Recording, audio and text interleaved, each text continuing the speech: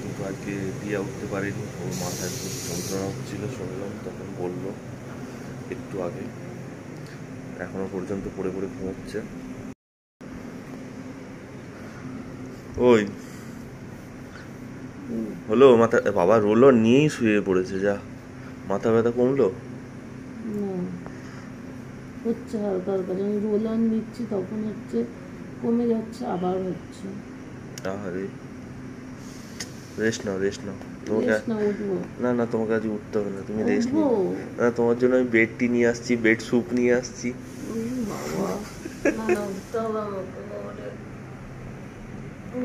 Hi everyone, good morning সবাইকে।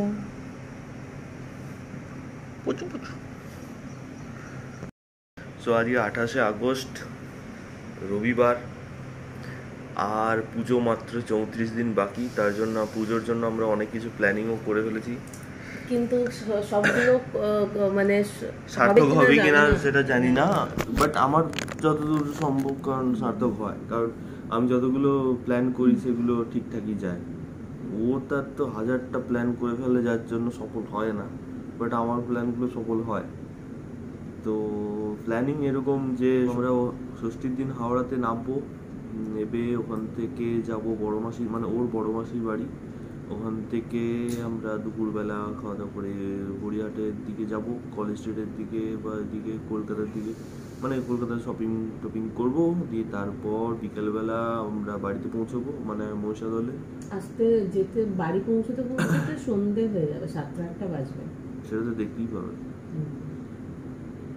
তো তারপর ওখান থেকে পরের দিন যাব কলকাতায় ঠাকুর দেখতে, ঠাকুর দেখার একটা প্ল্যান করছি। এবার পুরোপুরি প্ল্যান হয়নি যে কোন দিকে যাব, কোথায় যাব। দেখি দাদার সাথে কথা বলে একটা ডিসিশন নেওয়া যাবে যে কোথায় যাব না যাব, দিয়ে তারপর ওই কলকাতার ঠাকুরগুলো দেখবো কয়েকটা। ওই দিনটা ওরকম যাবে। অষ্টমীর দিন তো ওর পুজো দেওয়া আছে, অষ্টমীর দিন সকাল সকাল পৌঁছে যেতে হবে বাড়িতে, ওদের বাড়িতে, কারণ ওদের বাড়িতে 150 বছরের পুরনো পুজো হয়, বারোয়ারি পুজো। তো তাই ওখানে যাওয়া থাকাটা মাস্ট। তারপর নবমীতে তো কোথাও একটা যাবো, ধরো না, হ্যাঁ কোথাও না, ওখানকার ঠাকুরগুলো দেখবো হয়তো। তারপর দশমীতে তো ফুল প্যাকড আপ, কারণ সকালবেলাটাও আমার শ্বশুর বাড়িতে খাওয়া দাওয়া, বিকেলবেলাটা আমার বাপের বাড়িতে খাওয়া দাওয়া। তোমার বাপের বাড়ি? হ্যাঁ, কেন তোমাদের বাপের বাড়ি হতে পারে, আমাদের বাপের বাড়ি হতে পারে না? তো দশমীর দিন ফুল খাওয়া দাওয়া, বন্ধু বান্ধব আসবে, আত্মীয় স্বজনরা বাড়িতে আসবে, এরকম একটা প্ল্যান আছে। তারপরে দুদিন পরে ব্যাস তুমি চলে আসবে। হ্যাঁ, স্যাটারডে তো আমার মানে স্যাটারডে আমার টিকিট কনফার্ম হয়ে আছে আসার। আমি, কৌশিক আর ও, হ্যাঁ যাওয়ার সময় আমি, কৌশিক, অসিত আর দিয়া যাচ্ছি, একটা এই বগিতে টিকিট কাটা হয়ে আছে। আর আসার সময় শুধু দিয়া বাদ যাবে, দিয়া ওখানে থাকবে, আমরা 3 জন এখানে চলে আসবো। তারপর কালী পুজোর সময় হয়তো আমি যাবো কি না যাবো দেখা যাবে। কিছুই এখন কি হবে, 1 মাস বাকি, এখন জানি না কি হবে না হবে। অ্যাকচুয়ালি হচ্ছে যে বাড়িতে আমাদের তো পুজো হয়, তো এবার মানে ফ্যামিলি ছেড়ে কোনোদিনও বাইরে কোথাও থাকিনি আমি এখনো অবধি, এত বড় হয়েছি বাবা মাকে ছেড়ে বাইরে কোথাও থাকিনি। তো এই আমার মানে লাইফের ফার্স্ট যে আমি এত 2-3 মাস ধরে এখানে আছি, মানে ছত্তিশগড়ে। তো বাবা সেখানে দিন গুনছে যে কবে আসবি কবে আসবি, মানে প্রত্যেক দিন ফোন করলেই বলে আমি তো দিন গুনছি, হ্যান ত্যান, ঠিক আছে। তো এবার পুজোর সময় যাচ্ছি, নিজের বাড়ির পুজো, এবার বাবা চাইছে যে ওখানেই থাক, আর কোথাও যাস না, কিন্তু যাই হোক সবাই মিলে একটু, এদেরও তো অনেক প্ল্যান আছে যে এরা যাবে এখান ওখান, আর আমার বাবা চাইছে না তুই ওখানেই থাক আমাদের বাড়িতে, মানে আমার বাপের বাড়িতে আর কি। তো পুজো হচ্ছে, প্রত্যেক দিন মন্দিরে যাবি, এই রকম একটা। এবার আমারও ইচ্ছে হচ্ছে একটু যাই অন্য কোথাও, কলকাতা যাই বা যাই হোক। আমি যখন মানে বিয়ের আগে আর কি কোথাও যেতাম না বলতে, ওই আমার বাড়ি আর এদের বাড়ি ওই একদিন দশমীতে মনে হয় আসতাম, দশমীতেই মনে বলো, দশমীতে, আর খুব রেয়ার মানে কোনো বছর নবমীর দিন হচ্ছে না। তুমি ভুলে গেছো? আর খুব রেয়ার, 2 দিন পরে আমাকেই ভুলে যাবে। নবমীর দিন হচ্ছে যে ওদের বাড়িতে যেতাম, থাকতাম, ঘুরতাম, দিয়ে আমার অ্যাকচুয়ালি না ভিড়ভাড়টা পছন্দ না আমার। বেশ পুজোয় বেশ সবাই মিলে বাড়ির মধ্যে বেশ রান্না করব, খাবো, আনন্দ করব, আমার একদম ভিড়ভাড়টা পছন্দ নয়। হ্যাঁ, মাঝরাত্রে ঠিক আছে, তখন একটু ফাঁকা হলে তখন বেড়াই, ঠিক আছে, কিন্তু সন্ধেবেলা প্রচুর ভিড় থাকে তো আমার একদম যেতে ইচ্ছা হয় না ভিড়ভাড়। আমার যখন দাদা হচ্ছে যে এরকম বাইরে থাকতো, আমি ছোটবেলা থেকে বাবাকে বলতাম আমাকে কেন বাইরে পড়তে পাঠাওনি, অ্যান ত্যান অনেক কিছুই বলেছি তখন, কিন্তু এখন বুঝি বাবা যা কষ্ট হয়। থেকে ভালো হয়েছে বাপের বাড়ি শ্বশুর বাড়ি একদমই কাছাকাছি, মানে হেঁটে হেঁটে যাওয়া যায়, তার জন্য ওখানে থাকলে বেশ বাপের বাড়িতেও যেতাম, ঘুরতে ঘুরতে বেশ বিকেলবেলা হাঁটতে হাঁটতে যেতাম, আর জলা থেকে টুকটুক করে হেঁটে হেঁটে যেতাম, বিকেলবেলা ঘুরতে ঘুরতে মায়ের সাথে একটু গল্প করে আবার চলে আসতাম। সেপ্টেম্বরে যাচ্ছি, আসলে আমি আসবো না আর, সেটা পরে বলবো কেন, কারণটা পরে বলবো যে কেন আসবো না। একেবারে আসবো না বলো না, বলো মানে এবারে আসছি না, হয়তো আসবো প্রত্যেক মাসে, ও হয়তো কোনো মাসে গেল ওয়েস্ট বেঙ্গল, বা আমি কোনো মাসে ছত্তিশগড় এলাম, এইরকম মানে দুজনে মিলে এরকম যাবো আসবো, বাট প্রত্যেক মাসেই আশা করছি দেখা হবে। এখন তো বলছি প্রত্যেক মাসে দেখা হবে, হয়তো পরে যখন চাপটা বাড়বে হয়তো নাও হতে পারে, তখন 2 মাস অন্তর, 1 মাস অন্তর হতে পারে। তুমি ছেড়ে চলে যেও না গো। সে কারণটা আমি পরে বলবো, কেন ওখানে কিসের জন্য আমি থেকে যাচ্ছি, এখানে কেন থাকছি না, সবকিছু ডিটেলসে পরে বলবো আমি, এখন আমি কাউকে বলছি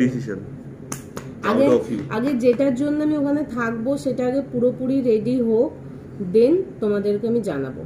ওকে টাটা, এখন ব্রাশ করো, যাও চলো। হ্যাঁ, আজকে হচ্ছে যে সানডে, তো আমরা একটু সানডে মার্কেট যাবো, 1টা তো বেজেই গেছে, 1:30 বাজে, তো ব্রাশ করে একটু টিফিন খেয়ে আমরা বেরিয়ে পড়বো। চলো টাটা, এখন অনেক দেরি হয়ে গেছে। কালকে শনিবার করে আমরা চিকেন করি রাত্রে, তো চিকেনটা একটু বেশি করি যাতে রবিবার দিন সকালে আমরা একটু টিফিন খেতে পারি মুড়ি দিয়ে, কারণ বাসি মাংস খুব ভালো লাগে খেতে, তো ওই জন্য ও মুড়ি মাখাচ্ছে, চাট করে লেবু, পেঁয়াজ, লঙ্কা, একটু চানাচুর ছড়িয়েছে, তার সাথে চিকেন, খুব দারুণ লাগে, প্রত্যেক রবিবার আমরা খাই। তো ব্রাশ করে চোখে মুখে জল দিতে দেখলাম একটু মাথার যন্ত্রণাটা কমেছে, যাই হোক কমলেই ভালো, কারণ মাথার যন্ত্রণা নিয়ে অনেক গল্প আছে ছোটবেলা থেকে, ওই জন্য খুব ভয় লাগে। তো এখন খেয়ে নিই, খেয়ে চটপট করে মার্কেটে যেতে হবে, একটু আজকে মাছ কিনবো আর কি, মাছ খাওয়ার ইচ্ছে আছে, কারণ এখানে তো মাছ পাই না মার্কেটে না গেলে, ওই জন্য একটু মাছ কিনবো আজকে, ওই জন্যই যাওয়া আর কি মেনলি। তো তাড়াতাড়ি খেয়ে নিই। আমরা বেরিয়ে পড়েছি সানডে মার্কেটে, একটু লেট করেই বেরোলাম, 10টার দিকে, ও বললো যে একটু লেট করেই যাবে, আজকে রান্না বান্নারও সেই রকম, যাই হোক আজকে তেমন কিছু রান্নারও নেই, হালকা খাওয়া। কি পকোড়া না, কি বলছে ছাতা উড়িয়ে যাচ্ছে, পান্তা ভাতকে পকোড়া বলে। ও আচ্ছা, বুঝলাম। ও আর কৌশিকদা আজকে হুঁচুক ধরেছে, পান্তা ভাত খাবে, কি মানে যাতা, দুপুরবেলা পান্তা ভাত খাবে, ওই জন্য কালকে যাতা নয় পান্তা ভাত। তুমি জানো উড়িষ্যায় পান্তা ভাত কতটা স্পেশাল, হোটেলেও পর্যন্ত পান্তা ভাত পাওয়া যায়। ও মানে ওরা দুজন পান্তা ভাত খাবে বলে কালকে রাত্রে হচ্ছে ভাত করে নিয়েছি, ভাতে জল ঢেলে দিয়েছি, তো আজকে পান্তা ভাত খাবে, মাছ ভাজা, আলু গোলা দিয়ে। এবার আমি ভাবছি, আমার অ্যাকচুয়ালি পান্তা ভাত খেতে ভালো লাগে, বাট খেতে ইচ্ছে হচ্ছে না, তো দেখা যাক কি হয়, যদি কিছু একার জন্য রান্না করতে না ভালো লাগে তখন পান্তা ভাত খেয়ে নেবো, ভাত বেশি করেই করা আছে আর কি, তো দেখা যাক। আমার কথাটা আমি এখনও বলতে পারছি না, অটোও চলে এসছে, যাই, চলো চলো। টিচার্স ডের জন্য একটা নাচের ভিডিও করার ইচ্ছে আছে, খুবই শর্ট ভিডিও, কার্তকের ওপর, তো জানি না করতে পারবো কি না, মাথার যন্ত্রণা কমছে বাড়ছে এইরকম হচ্ছে, তো সব তো রেডি করা আছে, যদি ভালো লাগে বিকেলবেলা তো তাহলে নাচের ভিডিওটা সম্ভব হবে, না হলে আবার নেক্সট উইকে, কারণ সোম থেকে তো শনিবারের মধ্যে সম্ভব নয়, ওর অফিস থাকে সানডে ছাড়া, তো আবার নেক্সট সানডেতে দেখা যাবে যদি আজকে না হয়, তো এখনও পর্যন্ত ঠিকঠাকই সব কিছু, দেখা যাক। আমরা অটো থেকে নেমে গেছি, এখন বাজারের দিকে যাচ্ছি দুজনে, রোদটাও কম, মেঘলা মেঘলা, বেশ ভালো লাগছে হাঁটতে।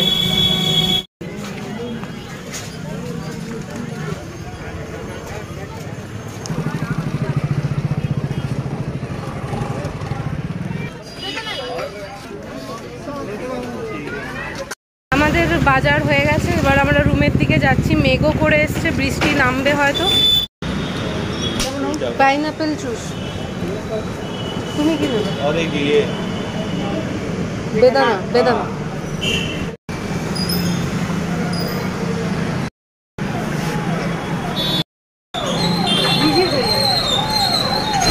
আমরা অটোতে উঠে পড়েছি, বাইরে হালকা হালকা বৃষ্টিও পড়ছে। নিয়ে চলে এসেছি, এত জোর বৃষ্টি নেমেছে। অটোগুলো এত এত এত বাজে, মানে গেটের ভেতরে শুধু বৃষ্টি হচ্ছে বলে বললাম গেটের ভেতরে ঢুকতে, তার জন্য কভার হচ্ছে 20 টাকা নেবে। মানে কি শয়তান এখানকার অটোগুলো। কি জোরে বৃষ্টি পড়ছে।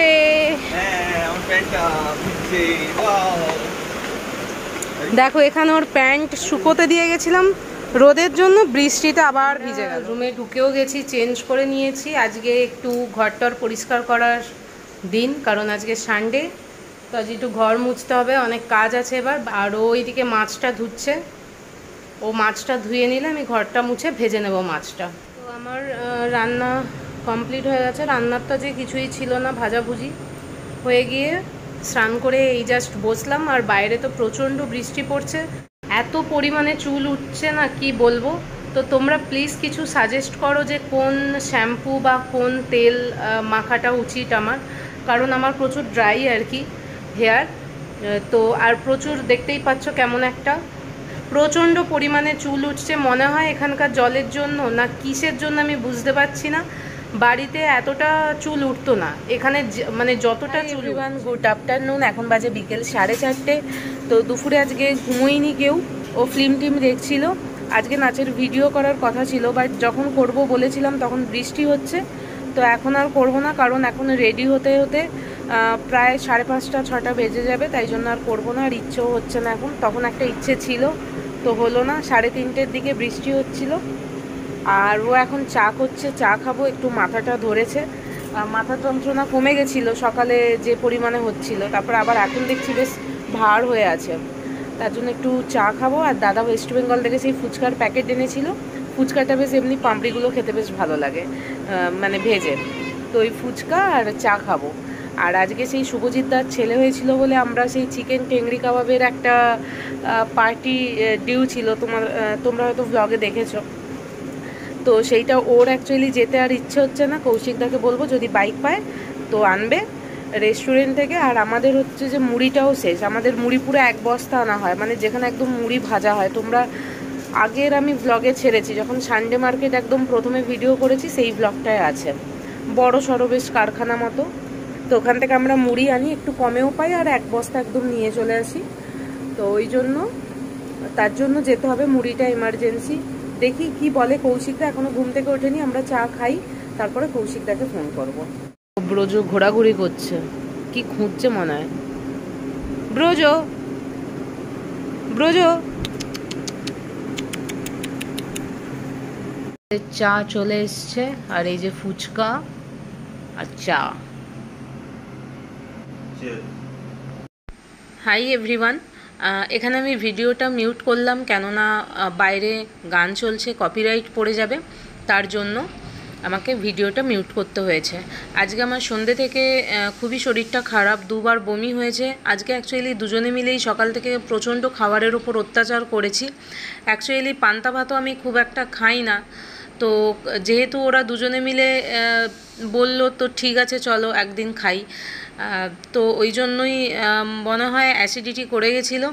আর সবথেকে বড় কথা, বিকেলবেলা ওই ফুচকার যে চিপসগুলো ওইটা আর দুধ চাটা খেতেই কিন্তু আমার বমিটা হয়েছে। তার আগে অবধি আমি পুরোপুরি ঠিক ছিলাম, তো যাই হোক হয়ে গেছে, কিছু করার নেই। ওষুধ খেয়েছি, এখন বেটার আছি, তো আগের থেকে একটু ভালো আছি সন্ধ্যের থেকে। আর বমি হয়নি, 2বার হয়ে যাওয়ার পরে মানে পুরোপুরি একদম ফ্রি হয়ে গেছি।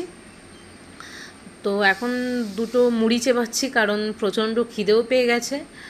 আর পেট খালি থাকলে আরও শরীরটা খারাপ করবে, তার জন্য একটু শুকনো মুড়ি 2 মুঠো খেয়ে আর শুয়ে পড়েছি। ওরা হয়তো রুটি আর আলু ভাজা করেছে, খাবে, জানি না কি করবে, এখন অবধি রান্না করেনি। তো ওরা করুক, দেখি কি খায় ওরা। ওদের সবার ডিনার কমপ্লিট হয়ে গেছে, কৌশিকদা চলেও গেছে। ওদের আজকে ডিনার করেছিল, ওরা বানিয়েছিল রুটি আর আলু ভাজা, আর আমি এমনি শুকনো মুড়ি কিছুটা আর শশা খেয়েছি। আর শরীরটা সত্যি কথা বলতে একদম ভালো লাগছে না, মানে বসতে পারছি না, পেটে লাগছে খুব, তার জন্য শুয়েই ছিলাম। চোখ মুখ দেখে বুঝতে পারছো। আর ও শুয়ে গেছে, এবার আমি শোবো, একটু ফ্রেশ হলাম। তো বেশি আর ব্লগটাকে বাড়াচ্ছি না। যদি ভালো লেগে থাকে অবশ্যই like, comment, share and subscribe করে দিও। আবার কালকে নতুন একটা ব্লগ নিয়ে তোমাদের সামনে আসবো। চলো এখন tata, good night. Can you hear